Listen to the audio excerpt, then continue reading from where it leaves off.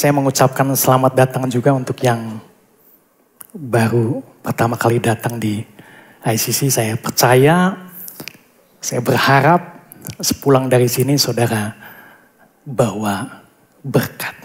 Amin. Nah, judul saya hari ini The Joyful Celebration of Christ Ascension to Heaven. Perayaan sukacita kenaikan Kristus ke atas surga. Jadi waktu saya siapin ini, saya bergumul terus. Apa yang saya harus sampaikan tentang kenaikan Kristus ini? Karena kalau di firman Tuhan, nggak begitu banyak ayat yang bicara tentang kenaikan Kristus. Tapi saya percaya ada sesuatu berkat di balik kenaikan Kristus ini. Ada satu sukacita bagi kita semua anak-anak Tuhan pada saat Kristus naik ke surga. Yang percaya katakan amin.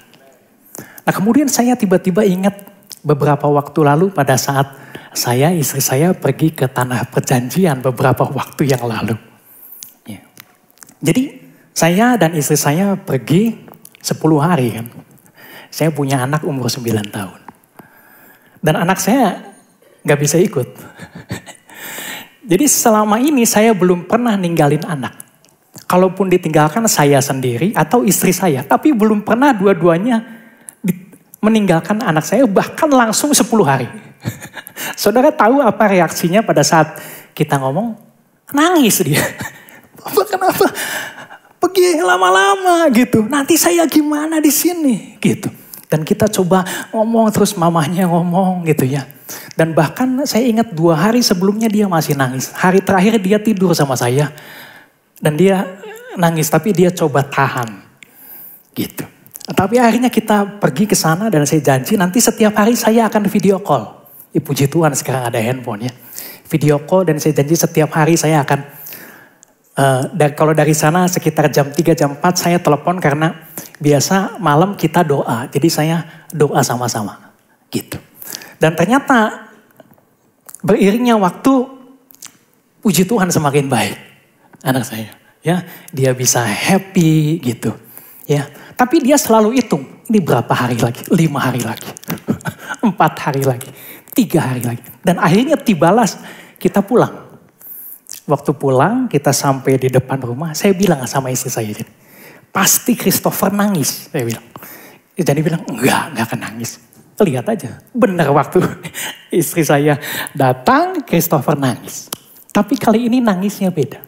Dia nangis sukacita karena papa mamanya udah pulang. Amin.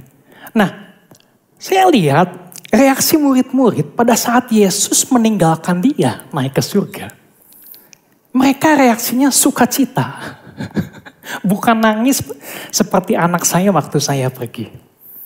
Nah, mengapa mereka bersukacita? Nah, ini yang saya mau bagikan pada kita semua. Nah, kita baca ayatnya di Lukas 24 ayat 50 sampai 53. Dikatakan demikian. Lalu Yesus membawa mereka, murid-muridnya, keluar kota sampai dekat Betania. Di situ ia mengangkat tangannya dan memberkati mereka. Dan ketika ia sedang memberkati mereka, ia berpisah dari mereka dan terangkat ke surga. Mereka sujud menyembahnya, lalu mereka pulang ke Yerusalem dengan sangat bersukacita. Katakan sangat bersukacita. Saya pikir mereka harusnya sedih. Tapi mereka sangat bersukacita. Dan dikatakan mereka senantiasa berada dalam bait Allah dan memuliakan Allah. Saudara, Yesus ini guru bagi mereka. Teladan. Tuhan, Mesias, orang yang mereka kasihi. Selama ini mereka terus berjalan sama Yesus, melihat bagaimana Yesus mengajarkan sesuatu, kasih mujizat dan yang lain sebagainya. Mereka melihat juga Yesus mati kemudian bangkit. Tapi sekarang sudah bangkit, Yesusnya pergi meninggalkan dia. Harusnya mereka sedih, betul nggak? Gitu. Kemudian pada saat itu mereka pun banyak orang yang mau tangkap mereka. Bahkan banyak murid-murid meninggalkan Yesus. Bahkan salah satu dari murid mereka itu berkhianat. Tetapi mengapa mereka dapat bersuka cita? Salah satu sebabnya karena mereka tahu pasti Yesus akan kembali lagi. Jadi perpisahan ini hanya sementara, bukan akhir. Mereka bisa bersuka cita karena ada jaminan akan perjumpaan kembali. Berikut sama juga dengan kita. Yang pasti katakan amin. Dan hal ini diberitahukan melalui malaikat pada saat Yesus naik ke surga. Dikatakan di Kisah Rasul 1 ayat 9 sampai 11. Dikatakan demikian. Sesudah Yesus mengatakan demikian, terangkatlah ia disaksikan oleh mereka. Dan awan menutupnya dari pandangan mereka. Ketika mereka sedang menatap ke langit waktu ia naik itu, tiba-tiba berdirilah dua orang yang berpakaian putih dekat mereka dan berkata kepada mereka, "Hai orang-orang Galilea, mengapakah kamu berdiri melihat ke langit?" Yesus ini yang terangkat ke surga meninggalkan kamu akan datang kembali dengan cara yang sama seperti kamu melihat dia naik ke surga. Yang pasti katakan amin. Nah, saya nggak tahu membayangkan bagaimana Yesus naik ke surga, berapa cepat dia naik ke surga, tapi gitu. Murid-muridnya lihat gitu ya, melihat ke langit gitu. Mereka mungkin berpikir ini apa yang terjadi gitu. Ya. Tapi kemudian malaikat tiba-tiba muncul, mereka bilang, mengapa menatap ke langit? Karena Yesus ini akan kembali lagi dengan cara yang sama. Amin. Kemudian ini pun ditegaskan kembali dalam salah satu ayat di Perjanjian Lama. Di Zakaria 14 ayat 4. Dikatakan demikian. Pada waktu itu kakinya akan berjejak di Bukit Zaitun yang terletak di depan Yerusalem di sebelah timur. Bukit Zaitun itu akan terbelah dua dari timur ke barat. Sehingga terjadi suatu lembah yang sangat besar, setengah dari bukit itu akan bergeser ke utara dan setengah lagi ke selatan. Jadi ini sudah dikatakan jauh hari di Perjanjian Lama bahwa Yesus akan datang kembali. Dengan cara yang sama, di tempat yang sama. Dan bukan hanya itu, jauh sebelum Yesus mati di kayu salib, Yesus sendiri mengatakannya kepada murid-muridnya bahwa ia akan kembali lagi. Kita lihat di Yohanes 14 ayat 1 sampai 3. Janganlah gelisah hatimu, percayalah kepada Allah. Percayalah juga kepadaku, di rumah Bapakku banyak tempat tinggal. Jika tidak demikian, tentu aku mengatakannya kepadamu. Sebab aku pergi ke situ, naik ke surga, untuk menyediakan tempat bagimu. Dan apabila aku telah pergi ke situ dan telah menyediakan tempat bagimu, aku akan datang kembali. Dan membawa kamu ke tempatku supaya di tempat di mana aku berada, kamu pun berada. Yang pasti katakan amin. Jadi salah satu sebab mengapa murid bersuka cita kepergian Yesus, karena mereka tahu pasti Yesus akan datang kembali. Dan bukan hanya itu, Yesus menyediakan tempat bagi mereka di surga. Termasuk kita semua orang percaya. Yang pasti katakan amin. Nah, rumah Bapa di sini ini berbicara tentang surga. Dan di surga banyak tempat tinggal. Dan ini adalah tempat tinggal tetap orang-orang percaya. Jadi saat ini tempat tinggal sementara. Dan salah satu tujuan kenapa Yesus naik ke surga, hanya untuk menyediakan tempat bagi kita. Luar biasa. Oleh karena itu kita harus bersuka cita. Dan dikatakan setelah Yesus menyediakan tempat, setelah beres, ia akan datang kembali dan membawa kita supaya di tempat di mana dia berada, kita pun berada. Dan saya juga ingat waktu saya pergi ke Tanah Perjanjian, saya selalu bilang sama Jenny, Kalau aja Christopher ada di sini. Ya, kalau kita lihat snack gitu yang nggak ada di Bandung, Christopher pasti suka dan kita beli. Gitu. Setiap kali ke sana ada satu tempat, kita selalu ingat. Seandainya Christopher ada bersama-sama di sini. Kenapa? Karena tempat ini bagus sekali. Saya ingin Christopher ada di mana tempat saya berada. Karena ini sesuatu yang baik. Saya ingin anak saya mengalami hal yang sama. Saudara mungkin pernah mengalami sebagai orang tua kalau saudara pergi gitu, anak saudara ditinggalkan. Kadang-kadang kita ingat anak kita, betul gak? Aduh ini apa-apa buat anak kita. Ada makanan buat anak kita. Ada tempat kita fotoin. Ya, bahkan kemarin saya bilang sama anak saya, nanti kita pergi bertiga. Dan saya ingat, Yesus pada umur 12 tahun dibawa orang tuanya ke Bait Allah. Dan anak saya umur 9 tahun. Saya bilang 12 tahun kita ke Bait Allah. Karena saya ingin merasakan. Ya, kalau kita sebagai orang tua ingin membawa anak kita ke tempat yang menurut kita yang terbaik. Apalagi Bapak kita di surga. Amin. Jadi jaminan ini sesuatu yang pasti. Bapak kita pasti kembali. Dan bukan hanya itu, dia jemput kita. Dan bukan hanya itu, dia telah menyediakan tempat yang terbaik bagi kita. Kalau kita baca di Kejadian, Allah menciptakan langit bumi itu 6 hari. Dan udah luar biasa.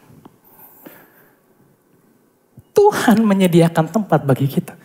Itu lebih dari 6 hari. Nah saya nggak tahu bagaimana Tuhan mempersiapkan tempat. Saya nggak ngerti. Tapi saya tahu dan saya yakin, saya percaya jauh lebih baik daripada tempat di dunia ini. Yang pasti katakan amin. Dan ini adalah tujuan semua orang-orang percaya. Ini masa depan kita. Masa depan kemuliaan bersama Kristus selama-lamanya. Jadi jaminan ini tidak didasarkan atas apa yang kita perbuat. Tapi sepenuhnya merupakan karya Tuhan. Yang pasti kata amin. Nah kalau Tuhan yang memutuskan, yang menetapkan bahwa kita semua akan di sana. Maka tidak ada faktor lain. Tidak ada kekuatan lain yang bisa menggagalkan rencana ini. Jadi kita pasti ada di sana. Dan ini masa depan kita. Yang pasti kata amin. Roma 8, 31, 32 dikatakan demikian. Sebab itu apakah yang akan kita katakan tentang semuanya itu? Jika Allah ada di pihak kita, siapakah yang akan melawan kita? Ia yang tidak menyayangkan anaknya sendiri, tetapi yang menyerahkannya bagi kita semua. Bagaimana mungkin? Katakan bagaimana mungkin? Bagaimana mungkin? Ia tidak mengaruniakan segala sesuatu kepada kita bersama-sama dengan Dia. Jadi masa depan kita, semua anak-anak Tuhan, adalah masa depan kemuliaan bersama dengan Kristus. Dan ini sebuah jaminan yang pasti, yang kuat, dan ini sebuah kebenaran. Yang seharusnya dapat mendorong kita, memotivasi kita, membuat kita semakin giat melakukan pekerjaan Tuhan. Karena kita tahu, tidak ada yang sia-sia. Amin. Ada hal yang baik yang menunggu kita semua di sana. Dan kita pasti akan ke sana. Jadi apapun yang terjadi, kita bisa tetap bersuka cita. Bahkan seharusnya semakin hari, kita semakin bersuka cita. Kenapa? Karena kita semakin dekat dengan masa depan itu. Yang pasti katakan amin. Dan saya bayangkan mungkin saya sama seperti anak saya. Mungkin saya akan menangis waktu saya berada di tempat yang Tuhan sudah sediakan. Tapi menangisnya bukan sedih. Tapi begitu sangat bersuka cita. Betapa kasihnya Tuhan sama kita. Sehingga Dia menyediakan yang terbaik untuk setiap kita. Jadi rasa-rasanya selalu dan memang ada alasan untuk kita tetap bersuka cita. Apapun yang terjadi, apapun yang kita alami saat ini. Yang pasti katakan amin. Karena kita tahu kemana kita akan, akhirnya kita kemana. Dan tidak ada yang bisa menggagalkan rencana ini. Yang percaya katakan amin. Namun ini saja sebetulnya tidak cukup untuk membuat sukacita. Ya. Nah ada hal lain. Nah waktu saya pergi ke Israel, saya harus memastikan isi kulkas itu penuh. Ya. Gitu 10 hari. Jadi istri saya belanja apa yang disukai anak saya. Gitu snacknya lah, makanannya lah gitu. Dia bilang, nanti kalau makan gimana? Kalau ini gimana? Jadi saya titip uang sama saudara saya. Kalau ada apa-apa, telepon sama QQ, nanti dia gojekin. Gitu. Dan bukan hanya itu, saya puji Tuhan mama mertua saya mau temenin anak saya. Karena kita nggak ada pembantu. Jadi mama mertua saya tinggal temenin anak saya. Jadi waktu saya pergi berangkat meninggalkan anak saya tidak menelantarkan anak saya. Tapi saya memastikan semuanya aman, semuanya tersedia. Jadi saya memastikan kepergian saya itu meninggalkan berkat bagi anak saya.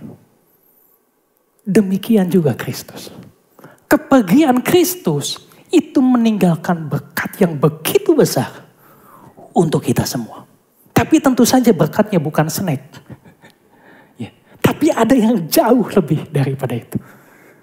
Kristus meninggalkan Roh Kudus dan firman-Nya untuk kita semua. Yang bisa katakan amin. Yohanes 16 ayat 7 dikatakan demikian. Namun benar yang kukatakan ini kepadamu adalah lebih berguna, lebih baik bagi kamu jika aku pergi.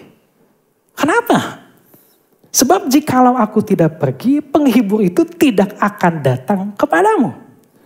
Tetapi kalau aku pergi, aku akan mengutus dia kepadamu.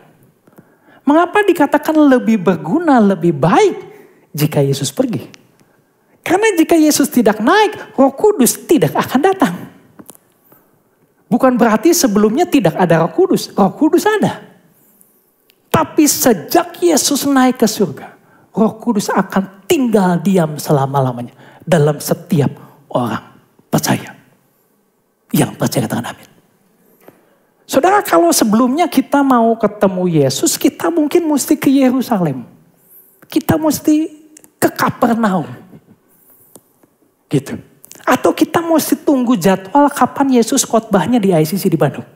Untuk kita bisa ketemu sama Yesus langsung. Tapi karena kepergian Yesus, saat ini melalui Roh Kudus, kehadirannya tidak lagi dibatasi ruang dan waktu. Karena ia hadir dan tinggal dalam diri setiap orang percaya. Dan melalui kehadiran Roh Kudus, ia tinggal dalam kita dan kita di dalam dia. Jadi kenaikan Kristus adalah kehadiran, bukan ketidakhadiran. Ascension is present, not absent. Jadi kepergian Tuhan justru kehadirannya sekarang tidak lagi dibatasi ruang dan waktu. Semua orang punya akses langsung 24 jam. Sebelumnya kita mungkin harus ikut-ikut Yesus loh. Waktu dia ke Gunung Tabor, kita mesti naik ke Gunung Tabor. Waktu dia ke tepi danau, kita mesti tungguin di tepi danau. Dan kita harus berdesak-desakan karena banyak ribuan orang ingin dengar Yesus. Bahkan kita mesti naik ke pohon ara untuk bisa melihat Yesus. Belum lagi tantangan cuaca dan yang lain sebagainya. Tapi sekarang kita punya akses langsung tempatnya VIP. Gak usah berdesak-desakan. Dimanapun, kapanpun kita bisa langsung akses. Tidak harus pergi ke satu tempat dan tempat yang lainnya. Karena ia sendiri tinggal di dalam kita. Dan Roh Kudus akan mengajarkan apa yang Yesus ajarkan. Akan mengatakan apa yang Yesus katakan. Dan dia akan menuntun setiap anak-anaknya dalam seluruh kebenaran. Saudara, kalau kita bayangin ini berkat yang luar biasa. Dan ini hanya bisa terjadi setelah kenaikan Yesus ke surga. Jadi kita harus memanfaatkan betul momen peristiwa kenaikan Kristus kepada kita. Kita harus memanfaatkan berkat yang Yesus tinggalkan bagi setiap kita, anak-anaknya. Yang pasti katakan amin. Ya. Nah, selain Roh Kudus, Yesus juga hadir dalam firman-Nya. Yohanes 1 ayat 1 dikatakan pada mulanya adalah firman. Firman itu bersama-sama dengan Allah dan firman itu adalah Allah. Kemudian Yohanes 1 ayat 14 dikatakan firman itu telah menjadi manusia dan diam di antara kita dan kita telah melihat kemuliaannya. Yaitu kemuliaan yang diberikan kepadanya sebagai anak tunggal Bapa penuh kasih karunia dan kebenaran. Jadi berkat yang Yesus tinggalkan selain Roh Kudus adalah firman. Memang dua ini tidak bisa dipisahkan satu sama lain. Nah, bicara tentang firman, ada hal yang menarik sebelum Yesus terangkat ke surga. Nah, kita tahu selama 40 hari Yesus menampakkan diri berulang kali kepada para murid-muridnya. Nah, ada satu peristiwa Yesus menampakkan pada 2 orang murid yang sedang berjalan ke Emmaus. Jadi pada saat itu latar belakangnya semua murid heboh. Kenapa? Karena waktu mereka cek ke kubur Yesus, kuburnya kosong. Yesusnya gak ada. Mereka bingung, mereka heran. Ini apa yang terjadi? Gitu. Nah, 2 orang ini mereka sedang berbincang-bincang tentang hal itu. Mereka dari Yerusalem ke Emmaus. Sewaktu mereka berbincang-bincang, Yesus hadir di tengah-tengah mereka. Dan bukan hanya itu, Yesus berjalan bersama-sama dengan mereka. Tetapi mereka tidak mengenali Yesus. Kita lihat di Lukas 24 ayat 15 sampai 16. Dikatakan demikian. Ketika mereka sedang bercakap-cakap dan bertukar pikiran, datanglah Yesus sendiri mendekati mereka. Lalu mereka berjalan bersama-sama dengan mereka. Tetapi ada sesuatu yang menghalangi mata mereka sehingga mereka tidak dapat mengenal dia. Ya, singkat cerita mereka bicara tentang Yesus. Dan mereka bilang, mengapa kamu tidak tahu ini sesuatu yang heboh ini di Yerusalem. Gitu.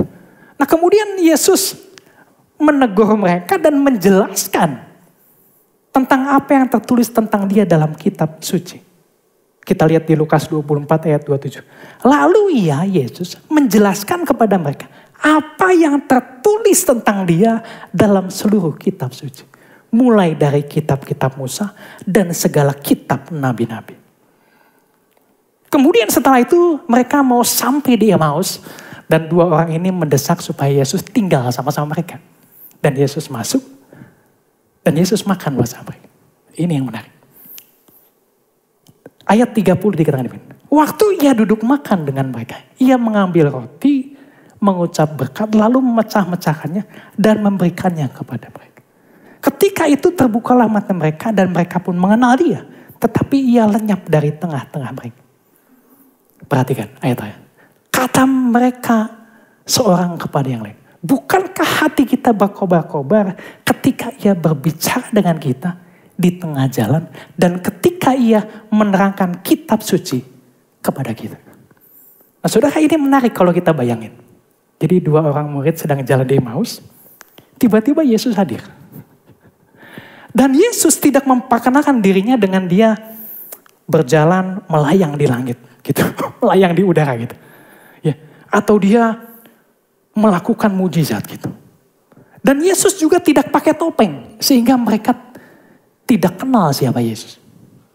Tapi bagaimana cara Yesus menyatakan kehadirannya? Ya, membuka mata murid-muridnya. Itu bukan melalui pertunjukan keajaiban atau penampakan supranatural. Tetapi melalui penjelasan akan firman Tuhan. Pendengaran akan firman Tuhan. Jadi Yesus melakukan Bible study. Selama perjalanan ke Emmaus. Yesus menjelaskan siapa dirinya melalui firman Tuhan. Yesus menyatakan kehadirannya melalui firman Tuhan. Kapan hati mereka dikatakan membara? Apakah pada saat pertama kali lihat Yesus? Bukan. Apakah pada saat Yesus makan di meja? Bukan. Dikatakan mereka hatinya membara pada saat mereka mendengar Yesus memperkatakan, menjelaskan firman Tuhan tentang apa yang tertulis di dalam firman Tuhan tentang diri. Yang percaya katakan amin. Dan kalau kita lihat ayat selanjutnya, ini dua orang ini akhirnya balik lagi ke Yerusalem, kumpul sama murid-muridnya yang lain. Ya. Dan Yesus menampakkan diri lagi kepada mereka. Dan kalau kita baca, murid-muridnya tidak percaya dan heran. Ini Yesus atau betul? Benar. Dan kemudian Yesus bicara lagi. Lukas 24 ayat 44 dikatakan demikian.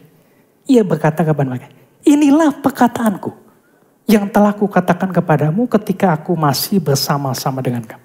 Yakni bahwa harus digenapi semua yang ada tertulis tentang aku. Dalam kitab Taurat Musa dan kitab Nabi-Nabi dan kitab Mazmur. Lalu ia membuka pikiran mereka sehingga mereka mengerti kitab suci. Dan ayat selanjutnya, apa yang baru kita baca, Yesus naik ke surga dan mereka bersuka cita. Nah, apa yang mau sampaikan begini.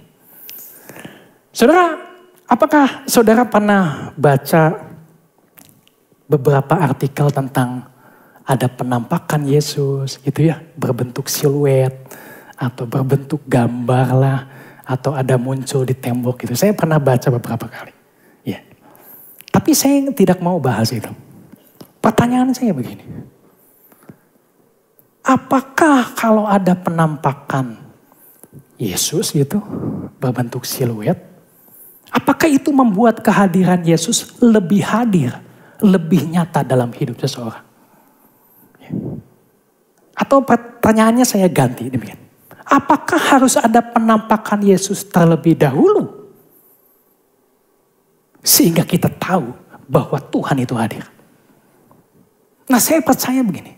Kalau ada orang merasa Tuhan itu di mana? Rasanya Tuhan tidak hadir. Dan dia mungkin tidak bersuka cita. Ini bukan dikarenakan tidak ada penampakan yang terjadi.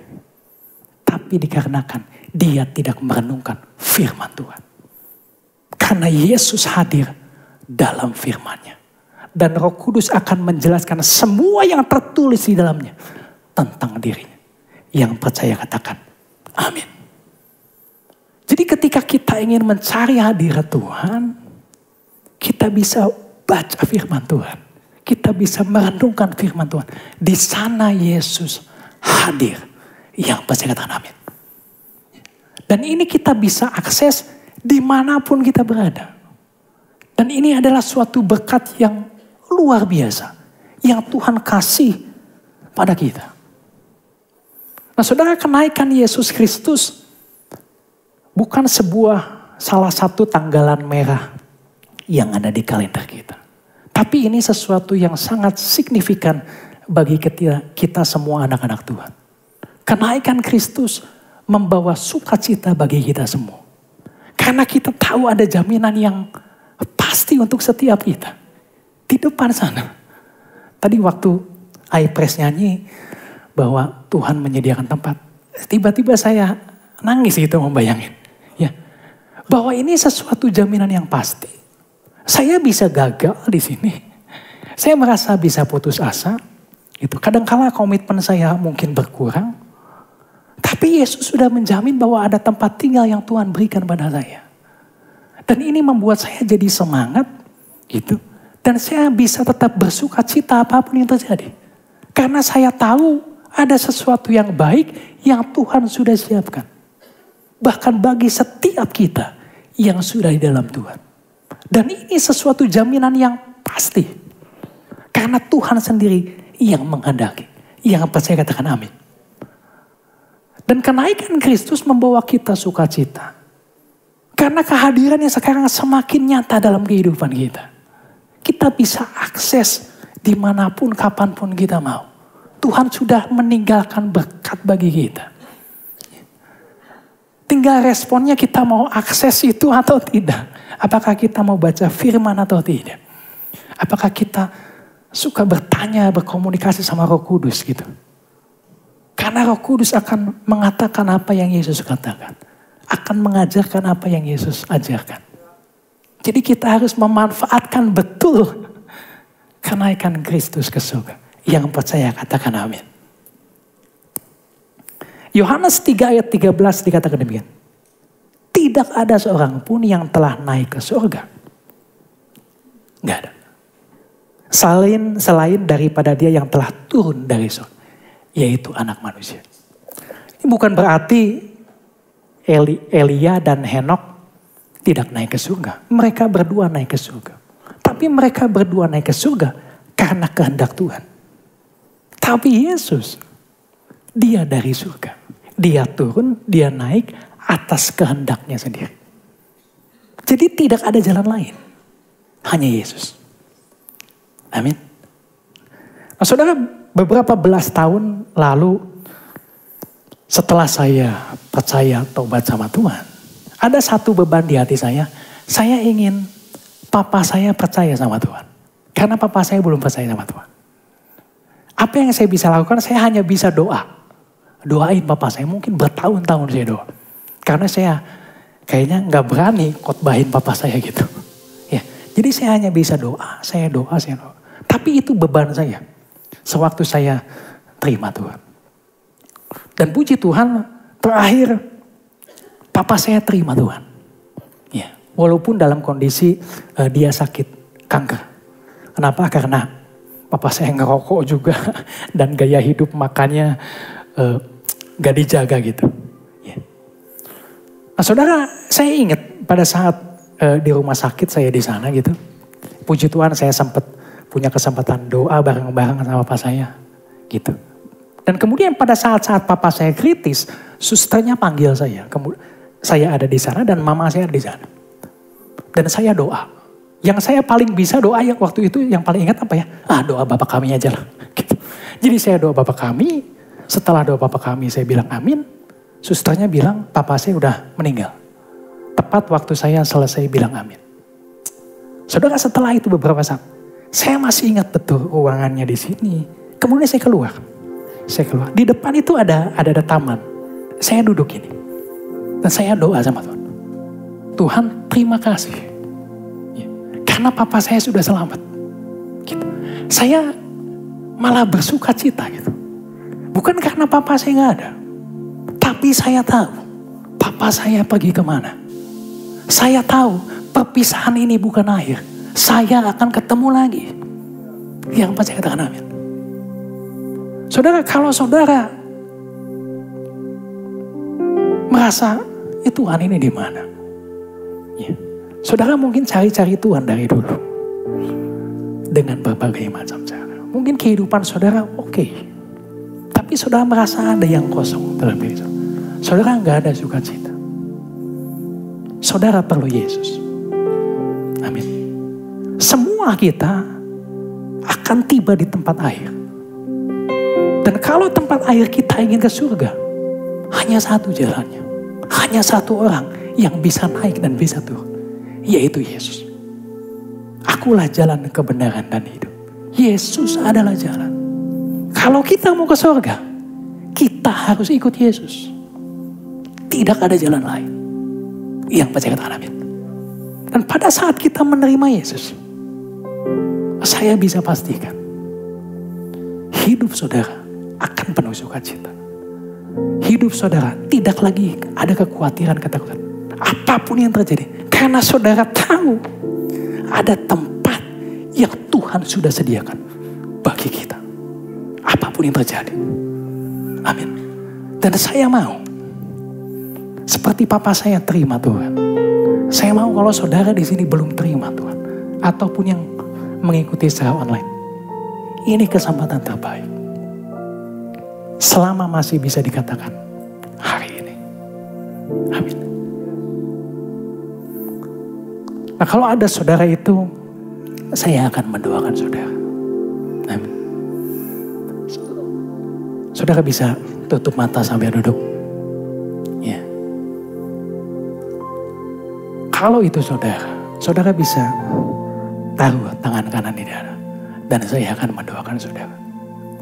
Firman Tuhan mengatakan kalau kita percaya dalam hati dan mengaku Yesus adalah Tuhan, saudara akan menerima keselamatan. Dan saudara akan berpindah dari maut kepada kehidupan. Yang percaya katakan. Saudara boleh ikutin kata-kata saya dan semua bisa bantu saya. Bapa kami yang di surga, saya tahu saya orang berdosa. Dan upah dosa adalah maut. Tapi kasih karunia keselamatan yang daripadamu dapat membebaskan saya. Memindahkan saya dari kematian pada kehidupan. Saya percaya Yesus Kristus mati di kayu salib untuk menebus segala dosa saya. Dan saya mengaku bahwa Engkau adalah Tuhan dan Juru Selamat dalam kehidupan saya. Mulai hari ini, aku adalah anggota kerajaan Allah. Hidup lamaku sudah berlalu dan saya hidup baru. Dan ada tempat yang Tuhan sudah sediakan bagi saya. Roh Kudus, tinggallah dalam diri saya. Mulai hari ini sampai selama-lamanya. Dalam nama Tuhan Yesus. Yang percaya sama-sama katakan. Amin. Haleluya. Beri kemuliaan bagi Tuhan.